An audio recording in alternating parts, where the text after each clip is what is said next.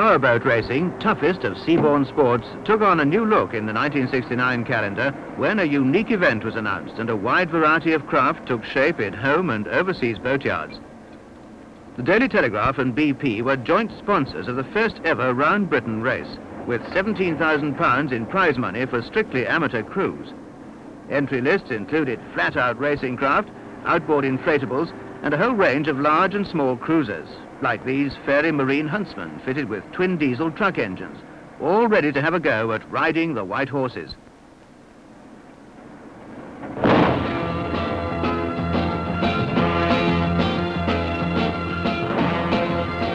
"42 boats rolled up to the line off Portsmouth and Southsea, and a large crowd saw the Duke of Edinburgh fire the start gun. Weather forecasts were good for the first 170-mile run to Falmouth. The race scheduled 10 stages and one Grand Prix-style spurt round the Isle of Man. Among the leaders was John Kennelly's Maltese Magnum twin, punching 1,000 horsepower into one propeller. Also well up were the Morris brothers, Derek and Michael, joined in forward power by veteran at the game, Vic Miller.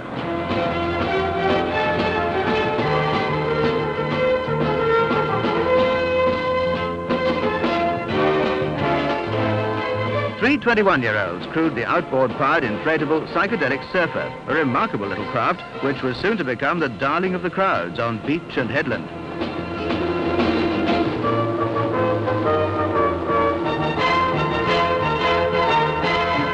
In spite of calm seas to Falmouth, there were 4 retirements, and 909, after a hasty prop shaft repair, made landfall just inside the time limit.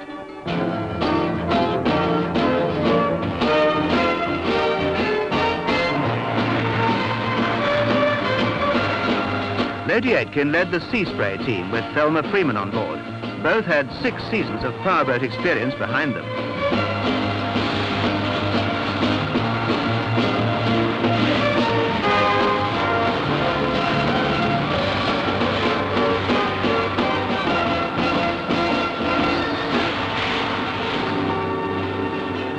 .707 Ford Sport had one-time test pilot Peter Twiss at the helm and motor rally champion Roger Clark in his crew.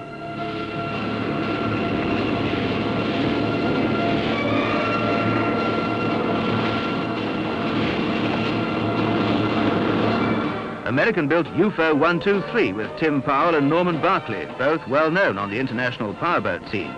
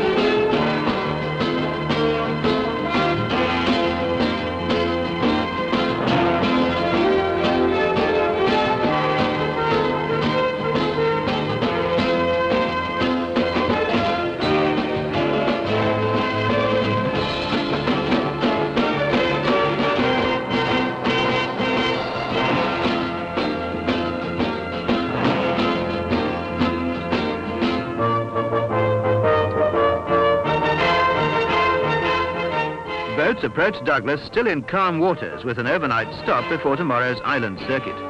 Everyone wondered just how long the fickle English weather would hold so good.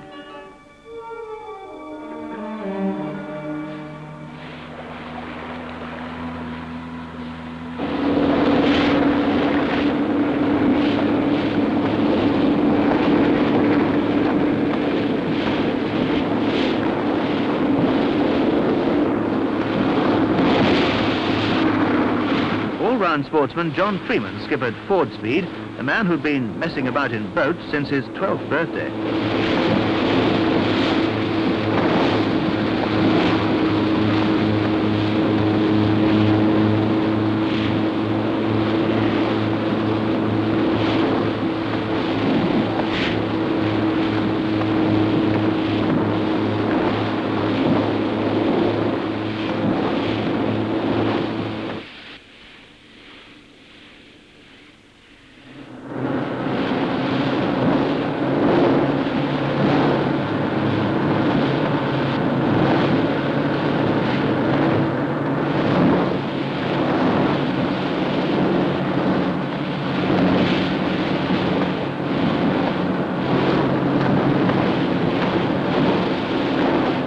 Avenger Too, a fast, spectacular racing boat, used the calm seas to Falmouth and Milford Haven to gain 2 firsts. She dropped to number 3 on the 3rd leg to the Isle of Man, but was still overall leader in the hands of Finland's rally ace, Timo Makinen.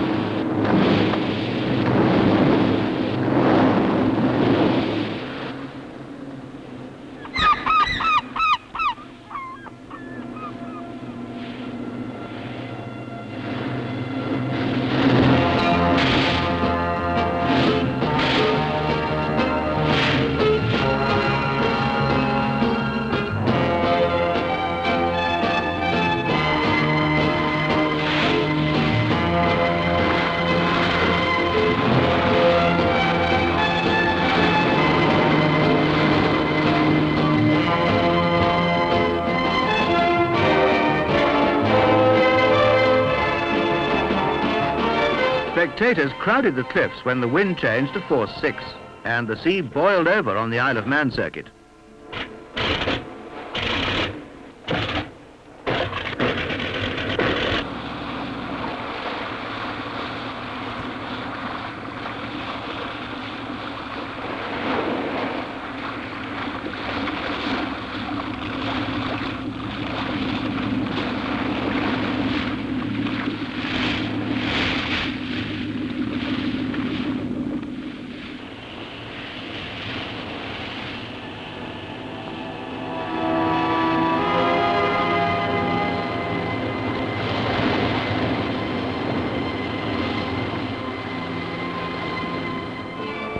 Surfacing from the depths of a very ugly sea was John Corcut's crew in their rubber boat, so aptly named Psychedelic Surfer.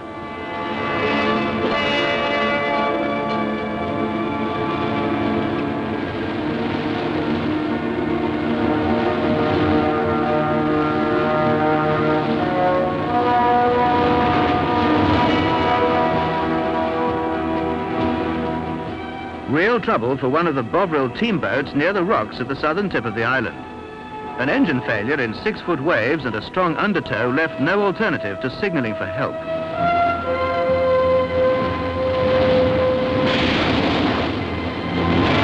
The volunteer-manned lifeboats around the entire course gave their usual magnificent service.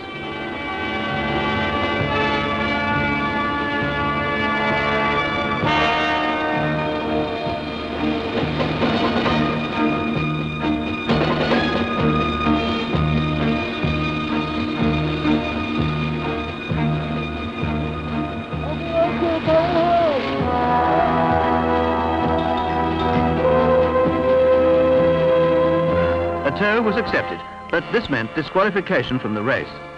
After repairs, they continued as a service boat to their team.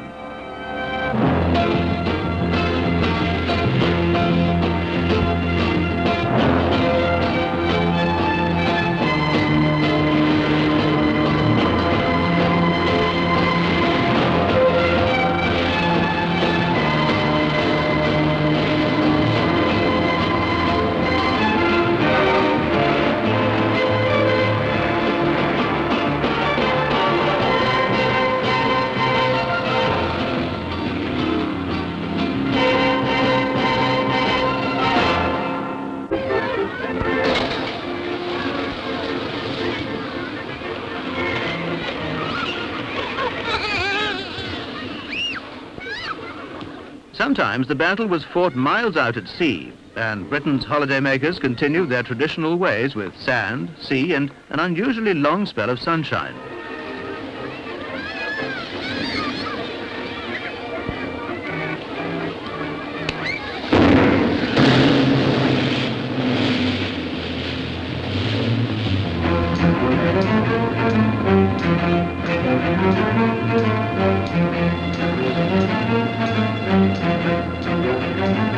"33 boats were still in there pitching on the long run up to the Scottish Islands and Oban. Some said this would be the real testing time and spoke darkly of a treacherous whirlpool around the Jura Sound. But the weather played another trick and produced blue skies and a soft southern wind.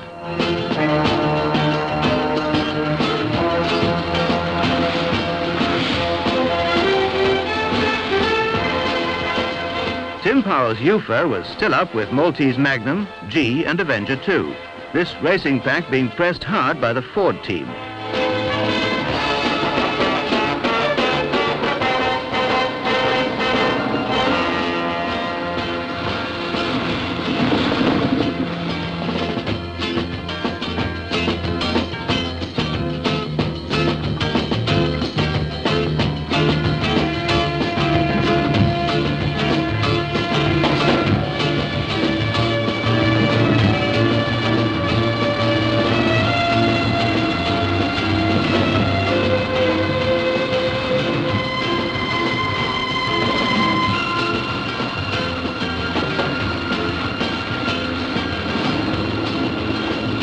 A pause from competitive racing was welcomed at the halfway stage on the Caledonian Canal. A leisurely journey through the many locks and a time to sort things out above and below decks.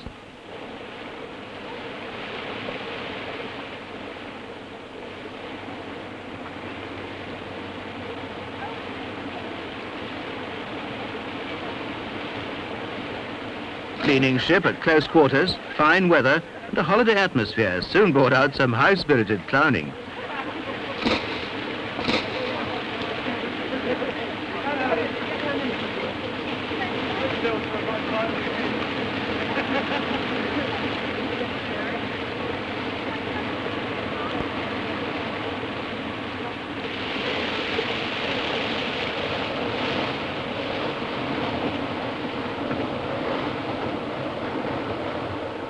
The relaxing time through the canal led up to a busy period of checks, overhauls and scrutineering at Inverness before they were leaping away again, this time with a new hazard, fog in the North Sea. Ralph Hilton's HTS was leader in the foggy, rough run down to Dundee.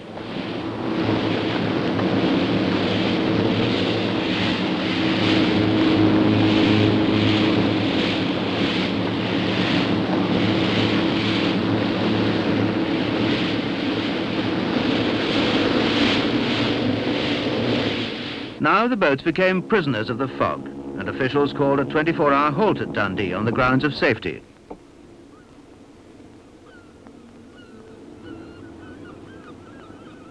Crew members and friends drifted aimlessly about in the damp, listless air, asking endless questions and waiting.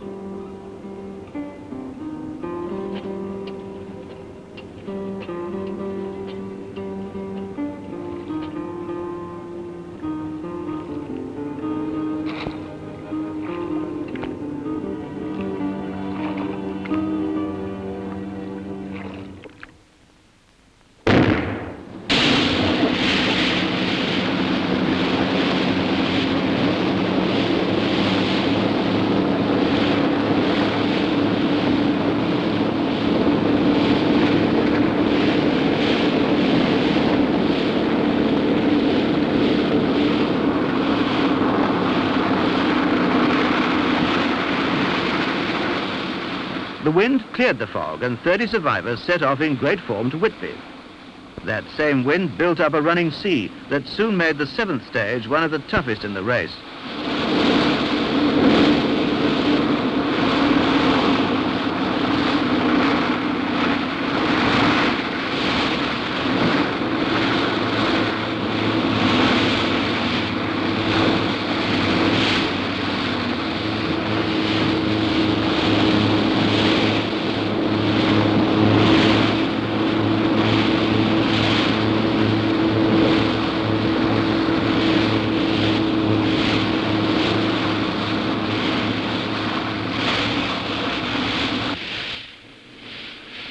HTS took the lead at first, but collapse of an engine mounting put them right out of the race.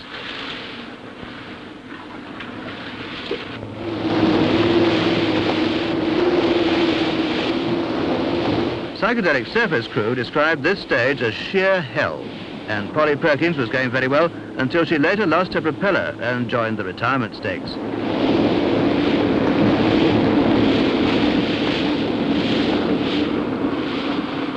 Not far behind was Botany Bay Express, but a split hull meant a lot of pumping, and she too was out by the end of the day.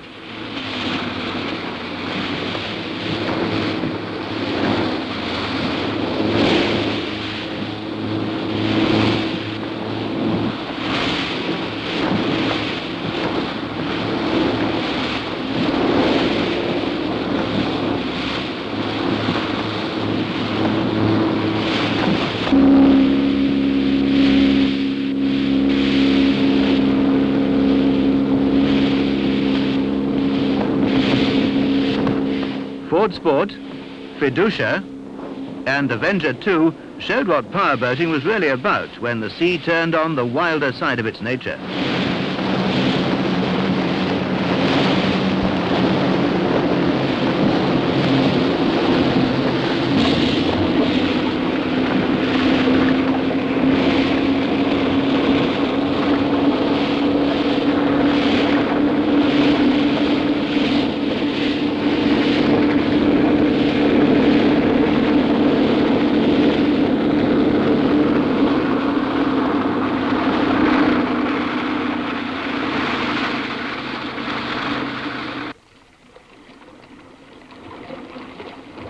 Do-it-yourself repairs were hazardous enough on a swaying craft, but in spite of wet hands, nobody dropped the screwdriver, and Foam Flyer was soon back in the race.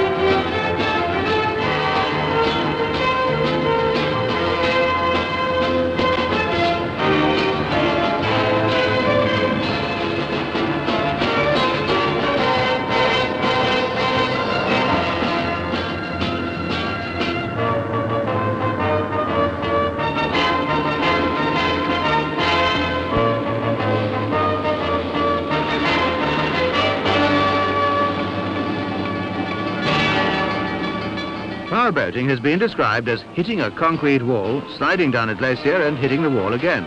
The Morris brothers and Vic Miller would endorse every word of that.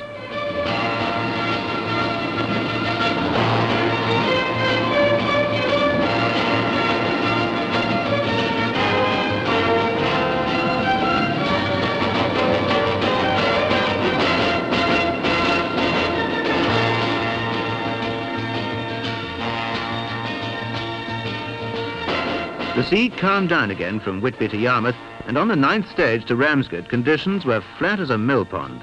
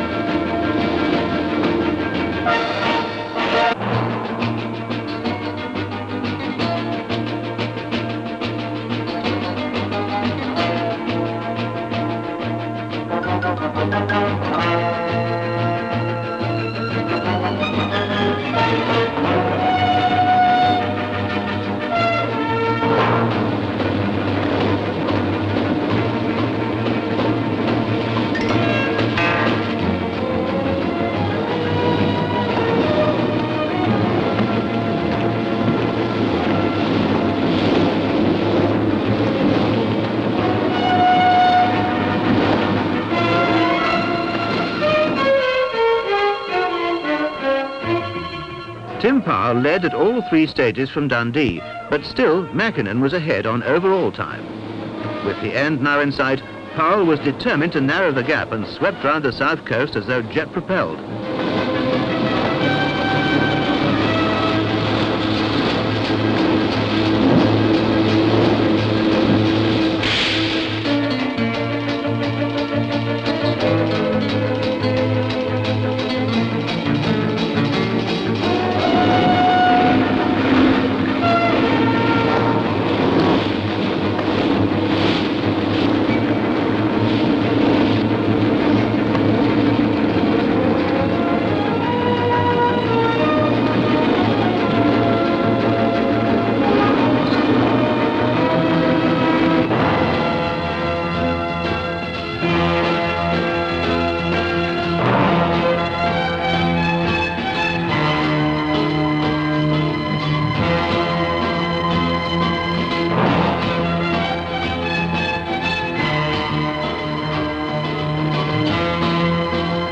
UFO swept in through a nautical traffic jam to the Portsmouth finishing line, their 4th win in a row, but overall victory went to Avenger Too. Both these racing craft took full advantage of the calm seas at the opening and closing stages of the race.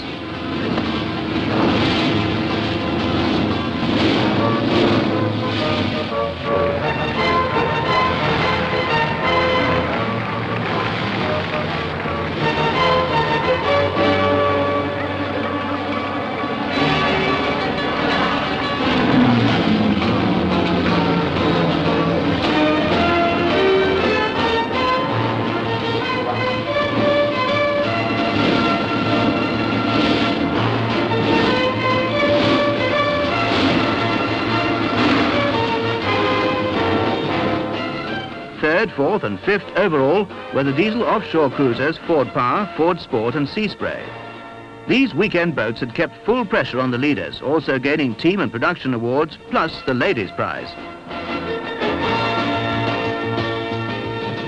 This longest ever powerboat race captured the imagination of a wide public, thrilled thousands of holidaymakers and proved a magnificent testing ground for boats, engines and those remarkable people who ride the white horses.